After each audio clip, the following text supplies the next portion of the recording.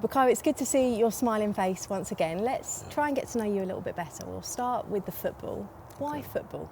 Football is happiness to me. So from the moment I realised that it existed, it was all I ever wanted to do. Was there ever any chance of it being anything else? Not in my head. Maybe in my parents, or obviously they tried to make sure I had a plan B, which is of course sensible. But in my head, it was only football. What was your first memory of playing the game? Playing in my back garden with my brother and my dad. It was 2v1 actually. It was me against them, and they're both older than me. So you were always the one, and they were always the two. Yeah. But I would never lose. I would not accept it. Even if I was I would not accept it. I would cry. I would do anything. That tells me quite a lot about your mentality. Oh man, it started young. How young are we talking? We're talking maybe 4, 5 years old. Wow. From that early. And you had that love for the game back then and that competitive edge. Can you remember the first team that you played for? Yeah, Greenford Celtic. What do you remember of playing for them? I remember everything, from the kit to the. What was the kit like? Talk me through it. Give me a picture of it. Green stripes with white stripes.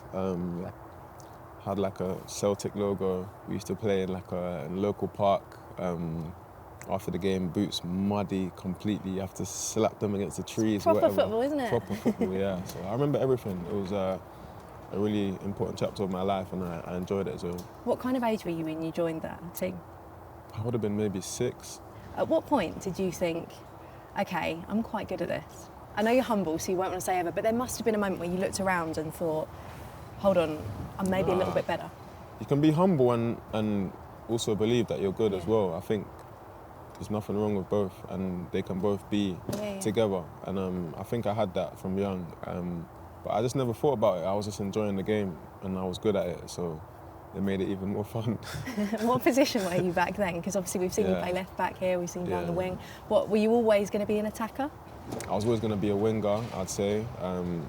Obviously, that was the first position I played, on the left wing, when I was growing up. So yeah. And then, of course, it's always been Arsenal, hasn't it? Can you remember when you found out that you were going to be signing here? I remember my dad telling me I got scouted because it was different. You got a scout card. Scouts would have come to watch you at a local team. And obviously they gave my dad a card, said call me, we'll set up a trial. So I remember first coming into Haylen, my first How did you feel? First trial. I didn't even feel an ounce of fear, I was just like, I'm just going to play football, just enjoy it. And I played so good. I think I trialled at the B team. I played so good, they put me in the A team. And from there, signed, and I've been at Arsenal ever since. Was it always Arsenal for you? Yeah. Well, at that point of my career, the decisions were more made by your parents. You're just a kid. You don't really, do you know what I'm saying? Do what you're told. Yeah, and my dad made it clear to me, Arsenal's the club I want you at. And I said, okay, let's go. Good decision from Dad, that, wasn't it? Yeah, great decision. Why did he want you to come here? What was it about Arsenal? Yeah. No, he believed in Arsenal, believed in the pathway, and it was visible. You could see players, and obviously Arsene Wenger at the time, how much he believed in the academy, how much he wanted to use the academy, and also the class, that Arsenal have, and the football that they play. So all of that was just perfect for him, and he just wanted me to be here. How special is it being an Arsenal fan, playing for Arsenal, because that's so many young kids' dreams? It's just a dream come true. Obviously, growing up, going to the stadium and watching Arsenal play in so many different games, and to now being the one on the pitch, and other people watching you, and all the stuff that comes with it, family, that used to talk about Arsenal, and now it's you. It's so many different aspects of it that makes it so beautiful, and I'm just enjoying every moment still. So did you used to come and watch Arsenal as a kid? Yeah, of course, yeah. And I bet now you must have so many ticket requests for all the games. Ask the boys. Can you remember, because not every young boy makes it, you all want to, that's the dream, but can you remember a time, even going through the academy, where you thought, okay, I'm going to make it to the first team? I remember being in the change room one time. We just played a game. Our team was so good. We just smashed the team. The coach came in, I think it was Greg Lincoln, and he came in and said, listen, boys, look around. It's an unbelievable team, but only one of you is going to make it, maybe even 2. And I just remember that day just thinking, oh my God, it needs to be me. It has to be me. And I guess that's what a lot of young boys and girls don't realise, isn't it? Yeah. It's such a small percentage that make it. Yeah, I don't think maybe coaches, they won't tell all the boys, because some boys, it can put fear into them. It might make them a bit less confident, but for me, it made it so clear to me, that this is not like, it's not going to be all perfect and roses forever. You have to work for this, and for me, it helped me a lot. Which coach or former teammate would you say has had the biggest impact on your career? It's tough to say. I always speak about how much David Luiz and Aubameyang, they both helped me a lot coming into the team. The way they welcomed me, for me, I was quite quiet, obviously coming into Arsenal, these were like my heroes, players that I was watching from the stands, and I get to play with them now, so it's a bit of a different experience for me, and I didn't know how to handle it. I didn't want to, rub anyone off the wrong way, so I was just preferred to be a bit more quiet. But these guys, they welcomed me and helped me feel myself, and gave me advice, and gave me confidence, that push, and you could see it when I was on the pitch, the confidence I was playing with, it was definitely helped by them, and obviously the rest of my teammates as well, that helped me too.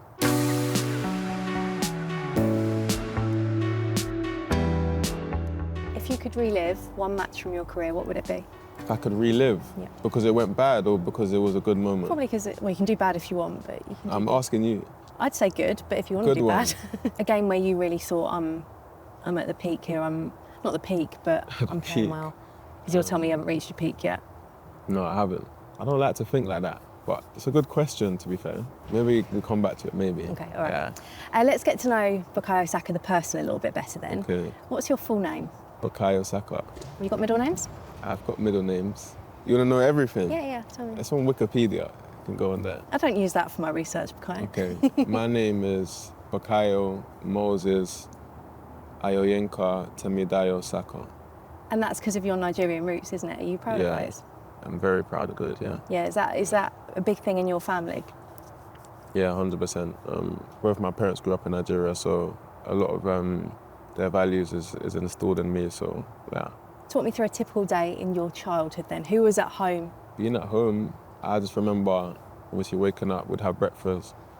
My mum would normally have gone to work. My dad was always around. And if he had to go to work, it was just me and my brother, but they'd always leave us breakfast, hot cross bun with hot cross bun. sausage, like a sausage cut up. Frankfurter, do you know Frankfurter? Yeah. Yeah, and some ketchup.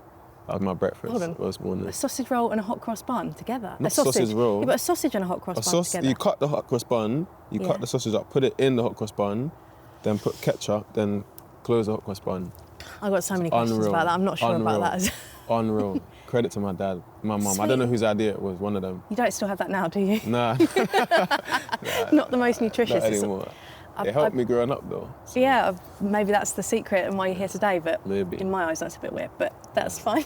Fair enough. What were you like at school? Yeah, I was quite bright at school. I felt I was able to pick like the information on quite quickly. I was good at understanding it, like all the different subjects that they were explaining and teaching. So yeah, I said I was a good learner. And your GCSEs, I mean, you've said before what you got, but just remind me what your grades were. Oh man, I think it was around 4 A stars and 4 A's. I can't remember exactly, but it's online somewhere. It's a long time ago. Who's the first person you speak to after a game? Depends how I'm feeling. Okay, you've won. Who do you pick up the phone to? I'm not really a big phone call person. Normally I would text my brother. Or is there someone that texts you? I get a lot of texts. Popular guy. Yeah. That's what happens when you're playing for Arsenal. I get a lot of texts, especially if you win or you score. A lot of people want to congratulate you, which is nice. What's an ideal day off looking like for you? What would you like to do if you want to escape from football? Ideal day off: wake up in the morning, go for a walk by myself. Do you like time to yourself? Yeah. Recently, more than ever, like I like going for walks. Like with nature, just relax. I think it's so peaceful. It's nice. Come back, have some breakfast. And then probably go into London, just get some food with like my closest people, something I like doing, going to like restaurants and stuff like that. If I have even more energy, maybe some shopping, and yeah, just enjoying that side of things, if it's a full day off. I always find this question hard when people ask me, but what are your hobbies? My hobbies? Football. Recently I like making coffees. Okay. I'm into my coffee area, yeah. I think I'm a part-time barista now. I'm trying to learn how to do the That's the hard. art. You good? So hard. So hard, isn't it? No, but I'm getting there, I'm getting What better. do you normally do? No, I do a flat white. Or you mean, what do I draw?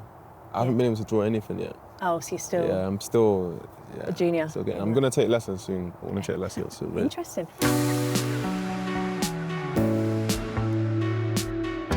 What's your proudest moment of your career today? I think I'd say where I am now. You know, the circumstances I grew up in and the ups and downs and the challenges, setbacks or whatever that I've dealt with, and to still be here today and in the position I'm in, I'm going strong, still focused, motivated and happy.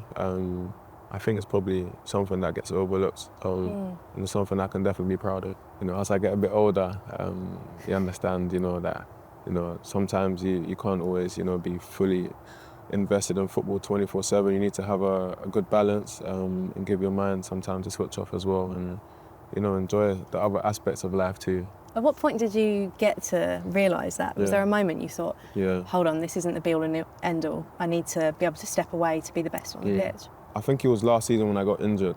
Like before then, I was like, almost like a autopilot, you know, game after game, recovery game. And I didn't really, you know, take in anything else. But obviously when you get injured, you can't do what you love. You can't play football. So I was literally in the brace, in the crutches for almost a month. And you have to like... You can't play football. No, you have to entertain yourself in other ways. So like, it just opened up that part of my brain to different sides of things. And I think since then it's been like, you know, there's a bit more to life than football. It's not just football, but at the same time, football is my life. So it's like just trying to find a balance, you know, because I'm still, you know, the same dedication, the same motivation, but just trying to find that little break and switch off as well at the same time. If you could only achieve one more thing in your life, what would it be? In my career? Yeah. I think that's obvious, pretty obvious. All the trophies, Arsenal and England, it's definitely something I want to achieve in my career. So if you give me that option, then yeah, I'll take that. And how would you describe the Bukayo Saka sitting in front of me? I've sat down with you before. I remember sitting down with you at Euro 2021, and you feel like not a different player, but the way you speak in is with such maturity and confidence now that I think maybe you didn't have before. How would you describe Bukayo Saka now? I think I explained a bit earlier, like just, you know, the natural evolution, the player and person I was, what was expected of me, and the life I lived then is completely to the one now. You know, naturally, as you go from there to there, you learn different things, you mature, you grow, and stuff like that. So, yeah, I think that's probably the biggest difference. You still like having fun though, don't you? Because I know you're one of the jokers in the dressing room as well. Yeah, it's the most important thing, I think. Have fun, smile, laugh every day. I think you can't miss that. You can't, you know, no matter what, you can't miss that. Bukayo, thank you for your time today. It's been a pleasure talking to you. Thank you. Pleasure.